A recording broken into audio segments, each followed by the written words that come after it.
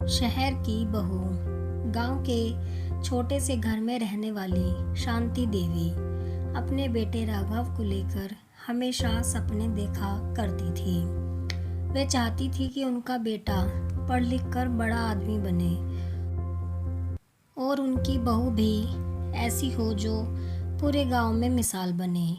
राघव मेहनती था, पढ़ाई में अच्छा और भाग्यशाली भी कि उसे शहर में नौकरी मिल गई। गांव भर में चर्चा थी कि शांति देवी का बेटा अब गांव की जमीन से ऊपर उठकर शहर की नौकरी कर रहा है। जब राघव की शादी की बारी आई तो शांति देवी का मन गांव की लड़कियों पर नहीं ठहरा। वे हमेशा कहती, गांव की लड़कियां भली होती हैं, पर हमें तो कोई ऐसी बहू चाहिए जो पढ़ी लिखी हो, शहर की रीतियां जानती हो, जिससे हमारे घर का नाम ऊंचा हो। बहुत खोजबीन के बाद रिश्ता तय हुआ। लड़की का नाम था सोनाली। शहर में पढ़ी लिखी, कॉलेज ग्रेजुएट और अच्छे परिवार से ताल्लुक रखने वाली। सोनाली का परिवार भी समृद्ध था। शांति देवी ने सोचा कि अगर ऐसी बहू घर में आएगी तो सबके सामने उनकी इज्जत और बढ़ जाएगी। शादी बड़े धूमधाम से हुई। बारात शहर पहुंची तो वहां का ठाट बाट देखकर गांव वाले दंग रह गए। सब कहने लगे, देखो शांति देवी की किस्मत, शहर से बहू लाई है, अब तो उनका मान सम्मान और बढ़ जाएगा। शादी के बाद जब सोनाली पहली बार ससुराल आई तो गांव की औरतें देखने उमड़ पड़ी। सब उत्सुक थी कि आखिर शहर की बहू कैसी होगी। सोनाली का रहन सहन, पहनावा और बोलने का अंदाज सब अलग था। वह घूंघट नहीं करती थी, सबके सामने मुस्कुराकर नमस्ते करती थी और अंग्रेजी के शब्द बीच बीच में बोल जाती थी। औरतें आपस में कानाफूसी करने लगी, देखा कैसे बिना घूंघट आई है, भाई शहर की बहू है, थोड़ी अलग ही होगी।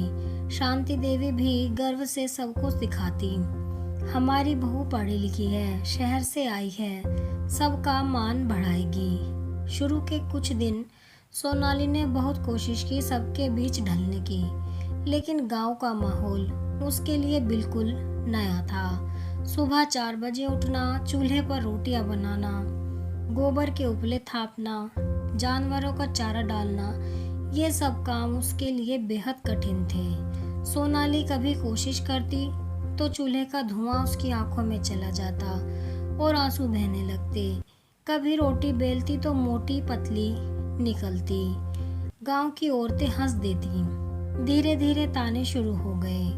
पड़ोस की औरतें कहती, शहर की बहू को कुछ काम नहीं आता, बस सजना संवरना आता है। सास भी नाराज रहने लगी, इतनी पढ़ाई लिखाई का क्या फायदा अगर घर का काम ही ना हो। सोनाली चुप रहती। वह समझ ही नहीं पा रही थी कि आखिर कैसे सबको खुश रखे। उसे मायके की याद सताने लगी। कभी कभी वह अकेले में बैठकर रो लेती। राघव से कहती, मुझे यहाँ बहुत अजीब लगता है, सब मुझे कामचोर समझते हैं। राघव उसे समझाने की कोशिश करता, तू धीरे धीरे सीख जाएगी, माँ को समझने में वक्त लगेगा। पर वह भी अधिकतर समय माँ की ही सुनता, जिससे सोनाली को और अकेलापन महसूस होता।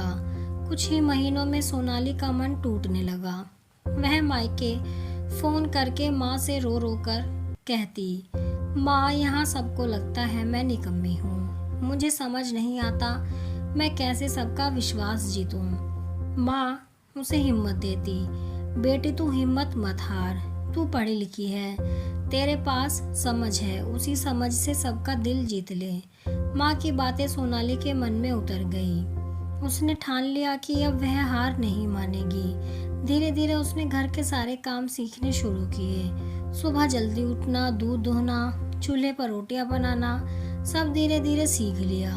अब गांव की औरतें जो पहले हंसती थी वे भी कहने लगी, अरे शहर की बहू तो अब काम में भी अच्छी हो गई है।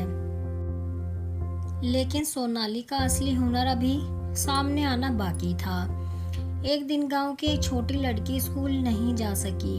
क्योंकि उसके पिता फीस नहीं भर पाए थे। सोनाली को जब यह बात पता चली तो उसने उस लड़की को घर बुलाकर पढ़ाना शुरू कर दिया। धीरे धीरे गांव के और भी बच्चे उसके पास आने लगे। सोनाली ने अपने घर के आंगन में ही छोटी सी क्लास बना ली। बच्चों को पढ़ते देखकर गांव वाले खुश हो गए। उन्होंने कहा, देखो, शहर की बहू हमारे बच्चों को पढ़ा रही है। अब हमारे बच्चों का भविष्य भी संवर जाएगा। धीरे धीरे यह बात पूरे गांव में फैल गई। सोनाली की पहचान अब सिर्फ शहर की बहू के रूप में नहीं, बल्कि गांव की टीचर के रूप में होने लगी। शांति देवी भी यह देखकर गर्व महसूस करने लगी। अब वे रिश्तेदारों से कहती, हमारी बहू पढ़ी लिखी है, देखो, गांव के बच्चों को पढ़ा रही है। सच में घर का मान बढ़ा दिया। कुछ सालों में सोनाली के आंगन की छोटी सी क्लास पूरे गांव का सहारा बन गई। सरकारी स्कूल के मास्टर भी हैरान थे कि बच्चे सोनाली से पढ़कर और भी तेज हो गए हैं। गांव के कई गरीब बच्चों ने परीक्षा में अच्छे अंक लाए। सब लोग सोनाली की तारीफ करने लगे। सास जो पहले हर वक्त ताने देती थी, अब बहू पर गर्व करने लगी। एक दिन उन्होंने सोनाली का हाथ पकड़कर कहा, बेटी, मुझे माफ कर दे। मैंने तुझे सिर्फ शहर की बहू समझा और ताने दिए। आज समझ आया कि बहू गांव की हो या शहर की, असली पहचान तो उसके काम और संस्कार से होती है। तूने तो हमारे पूरे घर और गांव की किस्मत बदल दी। सोनाली की आंखों में आंसू आ गए। उसने सास के पैर छुए और बोली, माँ, अगर आपने मुझे डांटा ना होता तो शायद मैं खुद को साबित करने की हिम्मत ही न जुटा पाती।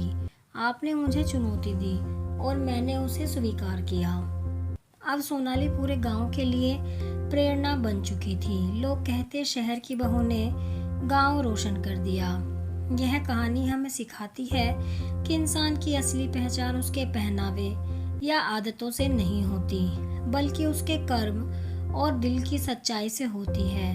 अगर बहू शहर की हो या गांव की, मायके से अमीर हो या गरीब, अगर वह हिम्मत और लगन से परिवार व समाज का साथ दे तो उसका सम्मान खुद ब खुद बढ़ जाता है। आप कमेंट में ज़रूर बताएं कि आपको ये कहानी कैसी लगी है, आपके क्या विचार हैं इसके बारे में। अगर आपको कहानी पसंद आई हो तो वीडियो को लाइक करें, शेयर करें और चैनल को सब्सक्राइब करें ऐसी ही कहानियों के लिए।